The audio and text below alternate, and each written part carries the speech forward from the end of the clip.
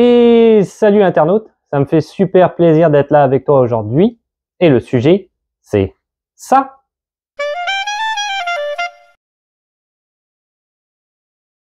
Alors aujourd'hui, une vidéo sur les métiers de la construction. C'est en effet une question qui est revenue déjà à plusieurs reprises sur mes réseaux sociaux. Plusieurs personnes me l'avaient demandé, à savoir quelles sont les démarches si je viens d'un autre pays, si je veux immigrer au Québec, plus spécifiquement, et travailler dans la construction, comment ça fonctionne. Donc, on va aller regarder ça ensemble. J'en avais parlé déjà brièvement dans différentes vidéos, voire même des lives. Mais là, on va faire une vidéo uniquement sur le sujet. Donc, ça va être beaucoup plus pratico-pratique. Avant de commencer, n'oublie pas de t'abonner et de laisser un petit pouce bleu. On rentre dans le vif du sujet maintenant. Alors, dans l'introduction, j'en ai parlé, j'ai dit pour le Québec plus spécifiquement, parce qu'effectivement, les métiers de la construction au Québec ne fonctionnent pas tout à fait de la même manière que dans le reste du Canada, dans les autres provinces. Il y a certains échanges interprovinciaux qui peuvent s'effectuer au niveau de ces métiers-là et de la reconnaissance des compétences. On va en parler justement après. Mais c'est pas quelque chose, si tu veux, que tu vas retrouver de façon générale, tu vois. Donc c'est quand même, voilà, c'est très spécifique. Si on prend le travail dans la construction, en admettant que tu débarques ici au Canada et que tu veux commencer à travailler dans la construction, d'accord? Parce qu'on va voir après, il y a aussi des ententes. Là, on va parler de quelqu'un qui viendrait ici et qui voudrait travailler dans la construction. Alors, il faut que tu saches une chose, c'est que le métier de la construction ici au Québec fonctionne avec le système apprenti-compagnon. Donc, quand tu commences, tu vas obligatoirement commencer en tant qu'apprenti. Il n'y a pas d'autre manière de faire. Tout le monde passe par là, ok? Très important, je l'ai peut-être pas spécifié, mais c'est le site sur lequel tu dois aller.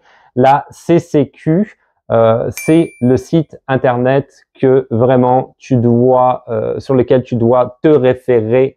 C'est celui-là pour la construction au Québec.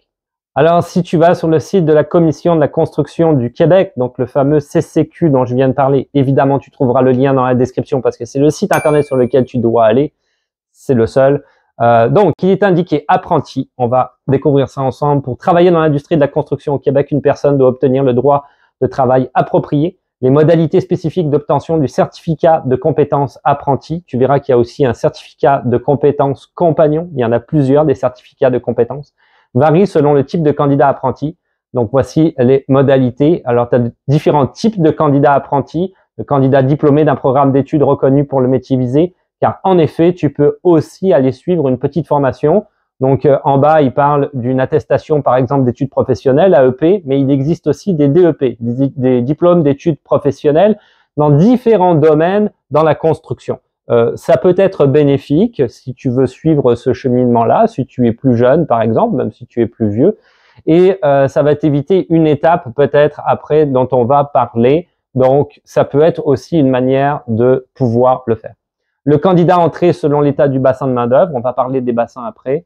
Le candidat entré par la reconnaissance d'expérience, donc ça, on va en parler aussi avec l'entente France-Québec notamment. J'ai un peu spoiler alerte, dans le reste de la vidéo. Il y a effectivement, tu peux faire une reconnaissance des acquis et compétences et voire même, je te dirais, une reconnaissance de ton diplôme, d'accord? Équivalence de diplôme, voilà. Donc ça, c'est important aussi, surtout si tu passes par l'entente France-Québec, dont on va reparler. Le candidat étudiant, le candidat compagnon, naturellement, le candidat employeur et le candidat hors du pays, recrutement international. Encore une fois, on reviendra là-dessus plus tard. Je l'ai dit déjà 1000 fois. Alors, toujours sur le site de la CCQ, il est indiqué qu'effectivement, ce certificat d'apprenti indique quel métier tu vises, puisqu'il y a plusieurs domaines dans la construction. Donc, il faut quand même que tu sois précis, savoir où est-ce que tu t'engages. Les modalités générales d'obtention du certificat, évidemment, il y a des conditions à respecter. Il faut que tu sois âgé d'au moins 16 ans. Il faut que tu aies un numéro d'assurance sociale. Il faut que tu aies une adresse, naturellement, de domicile que tu puisses transmettre, une photocopie d'une pièce officielle, une liste de plusieurs pièces d'identité qui sont reconnues et démontrer aussi la réussite du cours santé et sécurité générale sur les chantiers de construction. Très important. Donc, c'est un cours donné par la CNESST, SST, donc pour la sécurité sur les chantiers. Je l'ai fait, ce cours-là. Ça va te donner une carte ASP, il me semble. Moi, c'était un week-end au complet, samedi et dimanche. Pas très jojo de se déplacer le week-end de 8h à peu près 4-5 heures de l'après-midi où en fait tu vas avoir véritablement une formation avec plein de gens de plein de milieux de la construction différents, puisqu'ils sont obligés d'être là également pour reconnaître les dangers potentiels sur un chantier de construction et comment les éviter. C'est plus ou moins très intéressant, mais c'est obligatoire, donc il faut que tu aies cette carte-là. Hein. Donc il va falloir que tu te renseignes. Il y a un lien bleu sur le site, donc je t'invite à y aller, tu cliques dessus, tu suis le cheminement et tu vas suivre ce cours absolument, il est nécessaire et obligatoire. Et enfin, payer des frais de 100 $, car rien n'est gratuit. Alors là, on arrive dans une partie quand même très intéressante, on parle de garantie d'emploi. Ok, alors qu'est-ce que la garantie d'emploi pour les métiers de la construction? C'est très typique ici du Québec. Tu dois présenter une garantie d'emploi, je vais te le dire, cette garantie doit provenir d'un employeur enregistré à la CCQ, donc il faut que tu aies découvert, il faut que tu sois en relation avec un employeur dans la construction, être d'une durée d'au moins 150 heures, échelonnée sur une période d'au plus 3 mois consécutifs. Ok, donc maximum 3 mois consécutifs, 150 heures. Qu'est-ce que ça veut dire ça exactement? Alors en fait, ta garantie d'emploi va te permettre d'aller dans un bassin. Alors, je vais m'expliquer. Il faut d'abord que tu démarches effectivement un employeur. La garantie d'emploi, tu verras, c'est un petit document très facile à remplir pour l'employeur. Il n'y a vraiment pas de problème avec ça. Qui va être prêt effectivement à t'embaucher, par exemple, sur son chantier. D'accord, il n'y a pas de souci, il manque de main-d'œuvre dans le domaine que tu recherches, il n'y a pas de problème. Cela étant, l'employeur, lui, va devoir, et pas toi, c'est l'employeur, va devoir aller faire des démarches pour pouvoir t'inscrire dans un bassin. Ça veut dire dans la région, par exemple, dans laquelle le chantier il est. Le bassin va s'ouvrir, ok, et là, il va t'enregistrer en tant que candidat. Et la CCQ va confirmer que oui, effectivement, c'est bon, tu peux y aller, tu peux travailler sur le chantier. Donc, il n'y a pas de problème, ça va être confirmé. Il est possible que ce soit pas le cas. Pourquoi? Parce que ils veulent donner le maximum de chances, si tu veux, à un maximum d'apprentis qui voudraient avoir leur place. Ils ne voudraient pas qu'un chantier de construction soit bondé que d'apprentis. Il faudrait qu'il y ait des compagnons également. Donc, ils veulent, si tu veux, un certain équilibre. Mais c'est la même chose aussi pour les régions. Donc, ils vont peut-être fermer, par exemple, les bassins de la région de Montréal en disant il manque tellement de monde, je sais pas, la ville de Sherbrooke, par exemple, je te donne un exemple complètement au hasard. Là, on va ouvrir les bassins et là, tu vas avoir plus de chances d'être accepté. Donc, c'est aussi à toi à t'informer où est-ce qu'il y a plus de pénurie, moins de pénurie, là où il y a plus de demandes, moins de demandes, si tu veux. Donc, c'est un équilibre que la CCQ va essayer de chercher à tous les niveaux, régional, mais aussi au niveau des professions, des emplois. On veut que ce soit plus équilibré à tous les niveaux. Donc, à toi à te renseigner à ce niveau-là. Tu peux aussi en discuter avec l'employeur directement sur un chantier si tu le démarches. Clairement, lui va avoir plus d'informations à ce sujet-là, c'est certain. Il est plus habitué. Alors, si tu es intéressé justement à fonctionner par l'apprentissage, admettons que tout ce que je viens de te raconter a marché comme il se doit et c'est bon, tu travailles pour un employeur. Alors, avant de devenir compagnon, tu le verras sur le site effectivement internet de la CCQ, l'apprentissage d'un métier dans l'industrie de la construction se calcule en heures travaillées dans le métier et en heures de formation et de perfectionnement. La durée de l'apprentissage se divise en périodes d'apprentissage de 2000 heures chacune. Le nombre de périodes varie selon le métier. Donc, il donne des exemples. Je vais te lire les 3 premiers. Après, il y a tous les métiers sont répertoriés, donc à toi d'aller chercher. Métier ferrailleur, opérateur d'équipement lourd, opérateur de pelle mécanique. C'est une seule période d'apprentissage de 2000 heures. Cimentier, applicateur, couvreur, grutier, 2 périodes d'apprentissage, donc 4000 heures. Briqueteur maçon, calorifugeur, carreleur, charpentier menuisier, chaudronnier, ferblantier, etc., etc. La liste est longue. 3 périodes d'apprentissage, 6000 heures. Donc, ça te donne, si tu veux, le temps que tu dois rester comme ça apprenti et après, tu vas pouvoir faire des démarches pour devenir compagnon car il y a d'autres démarches à faire pour devenir compagnon. On ne devient pas compagnon non plus comme ça. Mais c'est après uniquement 2000 heures, 4000 heures ou 6000 heures, par exemple, si j'ai cité les jobs en question, que tu pourras entamer et commencer les démarches pour devenir compagnon. Alors, maintenant, pour ce qu'il en est des travailleurs qui sont hors du Québec, qui proviennent de l'extérieur de la province. Ok, donc, il dit sur le site, toujours internet de la CCQ, le travailleur domicilié ailleurs au Canada ou le travailleur immigrant peut intégrer l'industrie de la construction au Québec selon les voies d'accès habituelles. 3 manières, les bassins de main-d'œuvre dont on vient de parler, la formation, les reconnaissances d'heures. Ok. Donc, effectivement, si tu passes par un DEP, tu Tu n'es pas nécessairement obligé de passer par un bassin. Tu peux immédiatement après ton DEP avoir un employeur qui te garantit le fameux 150 heures 3 mois dans les 3 mois consécutifs dont j'ai parlé tout à l'heure au plus et travailler directement pour lui parce que tu es passé par la formation. Cela étant, ils indiquent que les attestations d'études professionnelles ne sont pas acceptées pour cette manière de faire. Donc, il faut que ce soit 6 mois ou plus. On parle vraiment de diplôme d'études professionnelles, plus particulièrement ici. Une formation peut-être un petit peu plus longue. Quand même, relativement intéressant, c'est les manières de faire quand tu viens de l'extérieur du Québec. Alors, pour travailler au Québec, quand tu viens de l'extérieur de la province, il y a quand même un cheminement à suivre. Il y a différentes possibilités. La fameuse entente France-Québec, dont j'ai parlé tout à l'heure, il y a des cheminements à suivre là-dedans. Une entente intergouvernementale, c'est assez récent cette affaire-là, mais c'est quand même bien. Québec-Ontario, Québec-Nouveau-Brunswick, Québec-Terre-Neuve et Labrador. Donc, si jamais tu habites dans une de ces provinces-là et que tu veux travailler dans la construction au Québec, il y a des possibilités pour toi. Il y a enfin un accord aussi que je citerai pas les autres, mais il y a un accord de libre-échange canadien, ce qu'ils appellent le ALEC. C'est drôle. C'est drôle parce que c'est le prénom de mon beau-frère.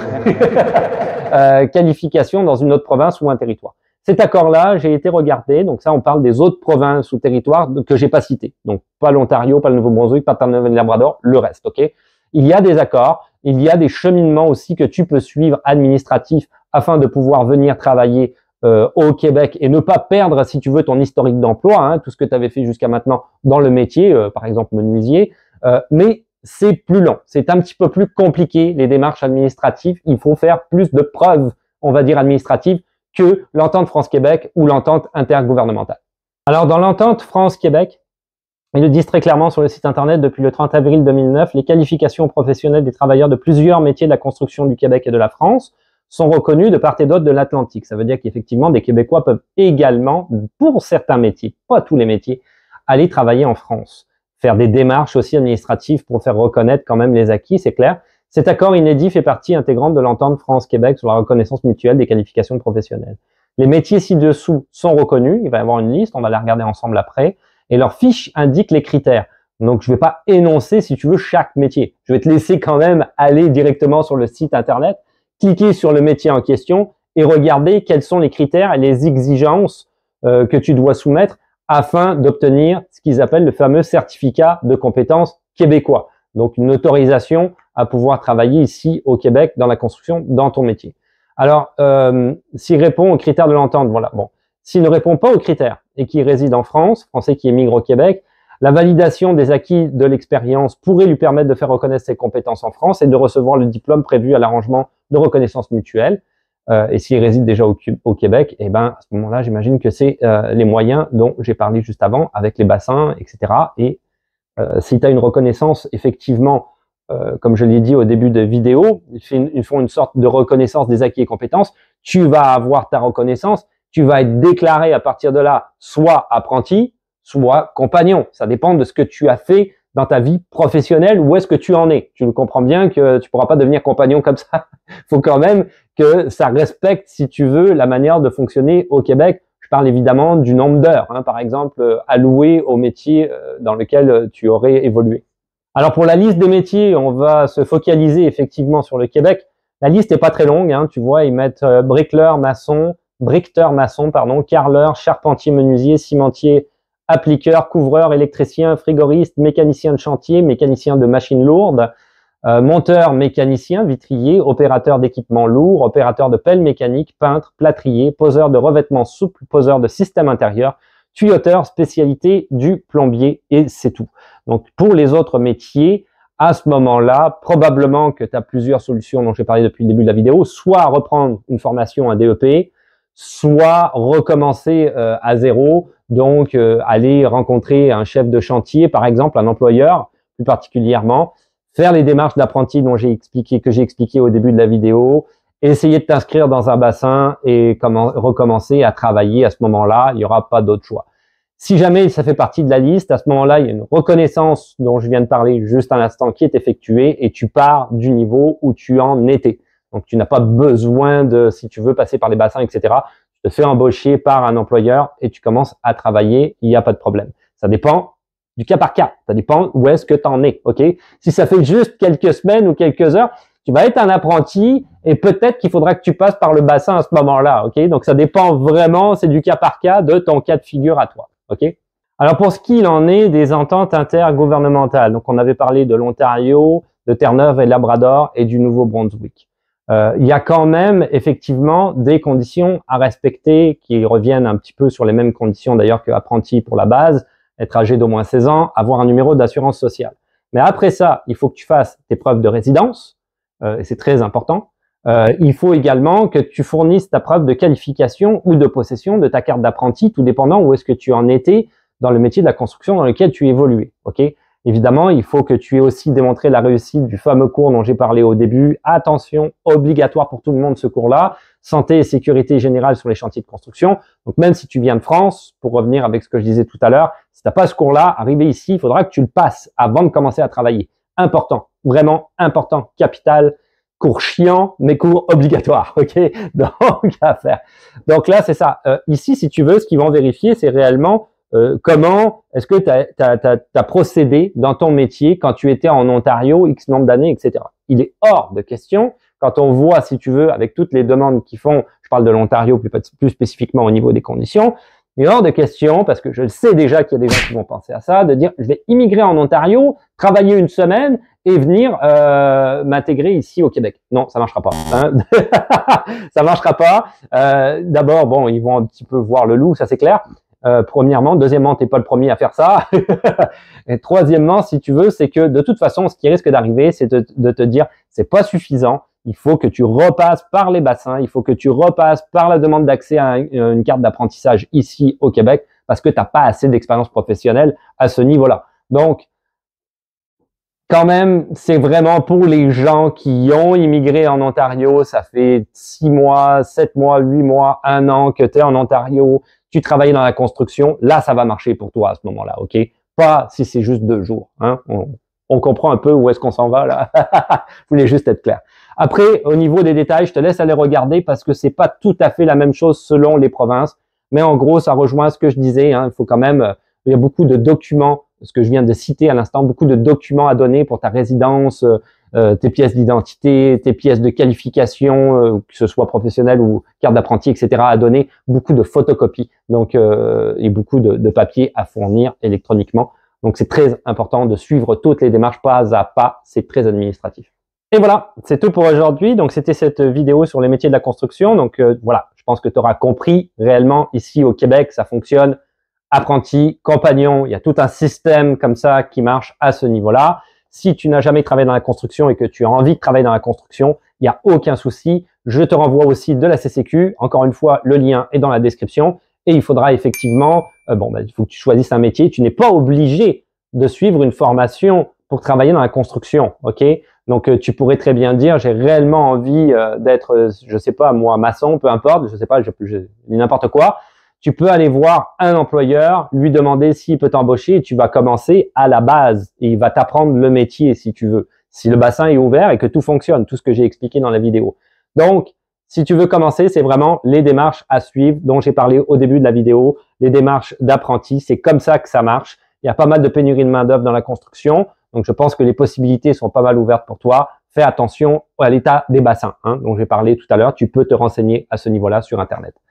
Ça termine ma vidéo. Donc là-dessus, n'oublie pas que tu peux me retrouver sur les réseaux sociaux, ce qui comprend TikTok, Instagram, Twitch, peut-être un jour, comme j'ai dit tout le temps, Facebook, naturellement. Je suis aussi présent en live, donc tu me retrouves le vendredi en live. Pour le moment, les vendredis live n'ont pas recommencé, mais peut-être que cette vidéo est dans le futur et que c'est le cas. Mais sinon, les vendredis live sont aussi disponibles en rediffusion sur ma chaîne YouTube. N'hésite pas à aller les regarder. Je fais beaucoup de shorts aussi relativement au quotidien que tu peux aller voir sur plein de sujets différents, mais également sur le Canada. Finalement, n'oublie pas de t'abonner et de laisser un petit pouce bleu, c'est bon pour la chaîne. Et je te dis à la revoyure, ciao, bye.